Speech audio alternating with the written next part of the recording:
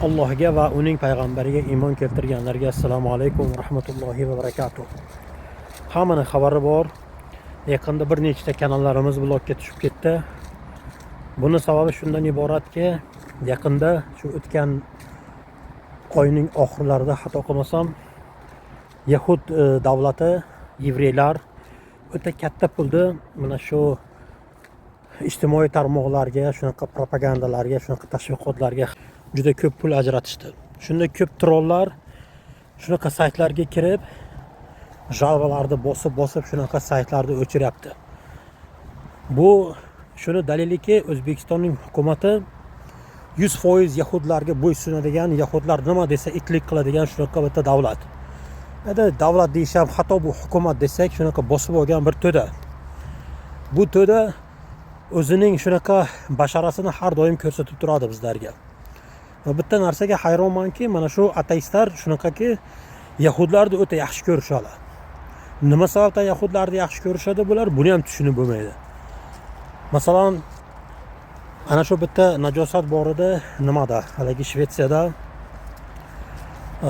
nimani Qur'onni yoqar edi. O'zi ateist edi. Momokimi shunaqa ismi. O'sha najas ham yahudlarni yaxshi ko'rardi, o'zi ateist edi. O'zi shunaqa islamofob edi, ateist edi, lekin yahudlarni juda yaxshi ko'rardi. Nima uchun bu najosatlar yahudlarni yaxshi ko'radi? Buni ham tushunib bo'lmaydi. Va bu O'zbekistonning hukumatı umumiy qilib o'zini basharasini doimo ko'rsatib turadi. Bular nafaqat islomga qarshi yoki ateizmni ko'tarib chiqqan odamlar, ateizm g'oyasini ko'targan. Aksincha bular ana shu yahudlarga ham itlik qiladigan va yahudiylar bosib olganiga bitta dalil bular. Shunda men musulmon birodarlarga shunaqa tavsiya qilamanki, ko'zlaringizni ochinglar. Mana bu yahudiy najosatlar O'zbekistonni bosib olgan allaqachon va ularning xoin, sotqin itlari o'zbek xalqini boshqaradi.